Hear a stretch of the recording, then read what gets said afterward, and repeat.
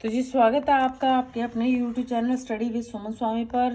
तो जी अब पेपर रह गया है थर्ड सेमेस्टर का, जो कि 24 दिसंबर को होना है। तो ये क्वेश्चन है, बड़ा ही आसान है।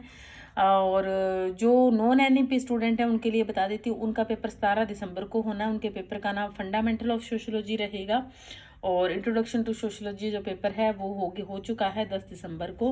और ये पेपर है थर्ड सेमेस्टर का, तो ये होगा आपका 24 दिसंबर को। तो फर्स्ट क्वेश्चन बड़ा ही इंपॉर्टेंट है। साथ में थोड़ा सा आप इसको समझ लीजिए कि सामाजिक संरचना का अर्थ क्या है, विस्तार से लिखो, या इसकी परिभाषा दो, या इसको स्पष्ट करो, अर्थ को स्पष्ट करो। या सामाजिक संरचना सीधा क्या है तो भी आपने अर्थ और इसकी परिभाषा बतानी है। तो होता क्या है, समाज जो है वो कोई अखंड व्यवस्था नहीं है जो टूट न सके।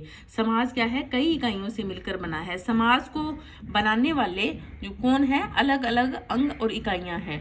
और अलग अलग अंग और इकाइयां कौन कौन से होते हैं, जिस तरह से आपको मैं एग्जांपल देकर समझाती हूँ, बाकी आप थोड़ा थोड़ा रीड करोगे तो आपको समझ में आ जाएगा।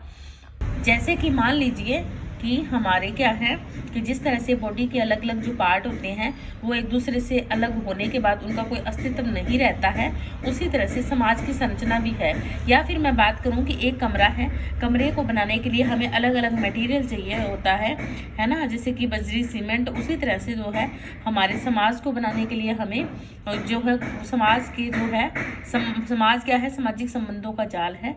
इसे अलग अलग इकाइयां जो एक दूसरे जुड़ी होने के साथ साथ एक दूसरे से संबंधित भी है, वो कोई भी कार्य एक दूसरे की सहायता के बिना नहीं कर सकती।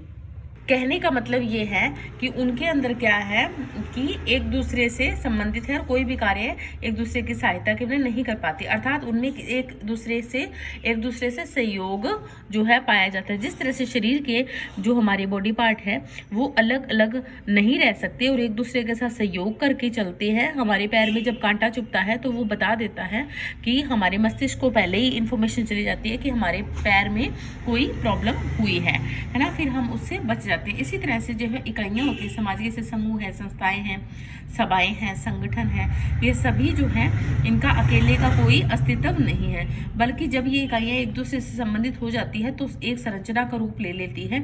इनकी संबंधता में व्यवस्था तथा क्रम पाया जाता है, तो ही हमारा समाज क्या है, ठीक ढंग से काम करता है। उदाहरण के लिए हम बात करते हैं, जैसे डेस्क है, बेंच है, टीचर है, प्रिंसिपल है, चौकीदार, विद्यार्थी इत्यादि एक जगह खड़े होने से क्या है, ये स्कूल का निर्माण नहीं करते हैं। स्कूल का निर्माण उस समय होगा जब अलग अलग इकाइयां व्यवस्थित तरीके से अपने अपने निश्चित स्थान पर कार्य कर रही हो, तब हम उसे स्कूल का नाम दे सकते हैं।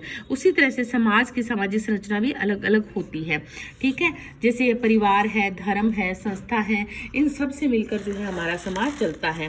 अब देखो परिभाषाओं की बात करें तो हर्बर्ट स्पेंसर क्या कह रहे हैं कि स्पेंसर के अनुसार शरीर की संरचना के कई अंग होते हैं, जैसे टांगे हैं, बाहें हैं, नाक, कान, मुंह इत्यादि। उसी तरह से क्या है, ये इनके अंगों में क्या है, एक संगठन पाया जाता है जिसके आधार पर सारे अंग मिलकर क्या है, शरीर के कार्य करते हैं। अर्थात हम इन अलग अलग हिस्सों की अंतर निर्भरता, अंतर संबंधता की वजह से ही कार्य करने योग्य हमारा शरीर हो जाता है। चाहे शारीरिक संरचना के सभी अंग हर एक मनुष्य की संरचना में एक जैसे होते हैं, परंतु अलग अलग प्रकार की हमारी संरचना होती है। जैसे कोई व्यक्ति लंबे होते हैं, कोई छोटे होते हैं, कोई मोटे होते हैं, कोई पतले होते हैं।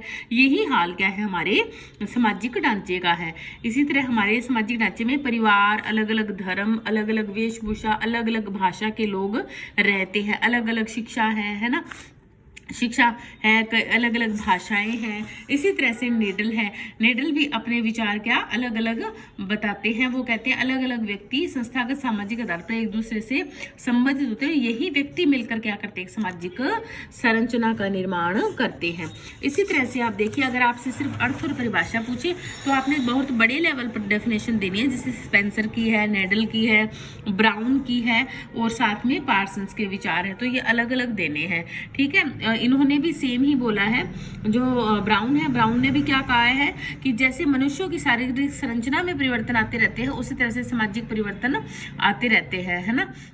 समाज में भी परिवर्तन आते हैं। अब पार्सन्स है, पार्सन्स ने भी बताया है अलग अलग। हैरी एम जॉनसन है, इन्होंने भी शरीर का उदाहरण लेके सबने सेम ही बताया है। कर लेते हैं एक और राइटर जिनका नाम है मेकाइवर। मेकाइवर क्या कह रहे हैं कि समाज क्या है, संस्थाओं, सभाओं, समूहों, कार्यात्मक है। एक बात और, मेरे पास हिंदी मीडियम ही जो है गाइड अवेलेबल थी, तो मैं इसी से ही आपको करवा पाऊंगी, तो आप इसको थोड़ा समझ लीजिए। सामाजिक संरचना क्या है, अमूर्त होती है, यानी कि दिखाई नहीं देती है, हमें लोग दिखाई देते हैं। समाज के व्यक्ति समाज के अलग इकाइयों से जुड़े होते हैं, ठीक है, एक दूसरे से संबंधित होते हैं। समाज के बाहरी हिस्से से संबंधित होते हैं। समाज अंदरूनी हिस्सा तो जो हमें नहीं पता चलता, जैसे परिवार है, परिवार के अंदर हम वो अलग अलग लोग काम पे चले जाते हैं, तो हमें बाहर लोग ही दिखाई देते हैं। जब हम अपने परिवार में इकट्ठे होते तब हमें पता होता, पर हर किसी को नहीं पता ना हम कौन से परिवार के सदस्य हैं। तो ये क्या है, समाज के बाहरी ढांचे संबंधित होते हैं। तो ये था सामाजिक संरचना का अर्थ और इसकी परिभाषा। नेक्स्ट हम करेंगे सामाजिक संरचना की विशेषताएं। चलो इसी वीडियो में मैं छोटा ही क्वेश्चन आपको करवा देती हूँ। इसकी विशेषताएं ये भी इंपॉर्टेंट है क्योंकि दोनों क्वेश्चन साथ में मिलकर पूछ लेते हैं। तो पहली विशेषता है कि अलग अलग समाजों की अलग अलग संरचना होती है, जैसे कि हिंदू समाज, सिख समाज, बौद्ध समाज, है ना।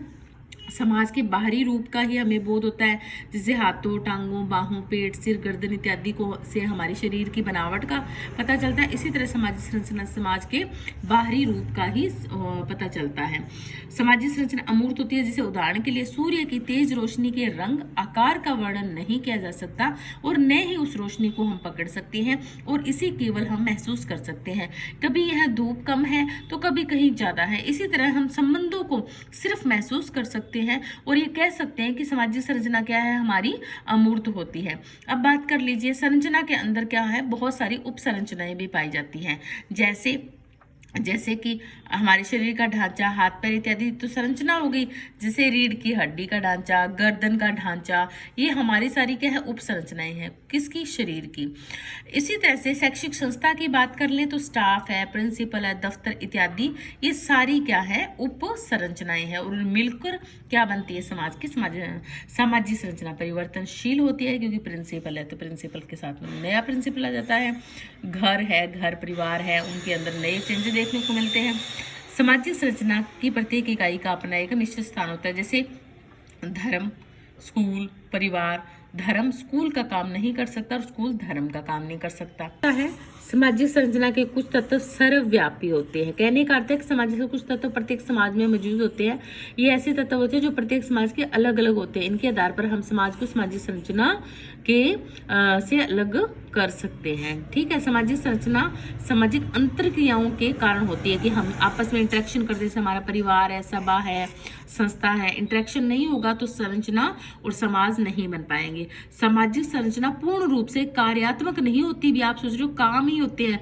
कुछ चीजें ऐसी होती है जो बिना काम के भी समाज के अंदर अपना महत्वपूर्ण स्थान रखती है। सामाजिक संरचना की इकाइयों में क्रमबद्धता पाई जाती है। जैसे मकान बनाना है तो ईंटें, मिट्टी, रेत, बजरी, सीमेंट, लोहा, लकड़ी, इन सबको मिलाकर क्या है, संरचना कमरे की बनती है। उसी तरह से शरीर की संरचना अलग अलग अंगों का, इसी तरह से समाज की संरचना भी हमारे अलग अलग जो है, परिवार है, धर्म है, सामाजिक संस्थाएं हैं, समूह है, इनको मिलाकर बनती है। तो ये थे आपके समाजशास्त्र का, सामाजिक संरचना का अर्थ, परिभाषाएं और इसकी विशेषताएं। तो मिलते हैं हम नेक्स्ट क्लास में। तब तक के लिए जय हिंद, जय भारत। बहुत बहुत शुभकामनाएं आपको पेपर के लिए, आने वाले पेपर के लिए।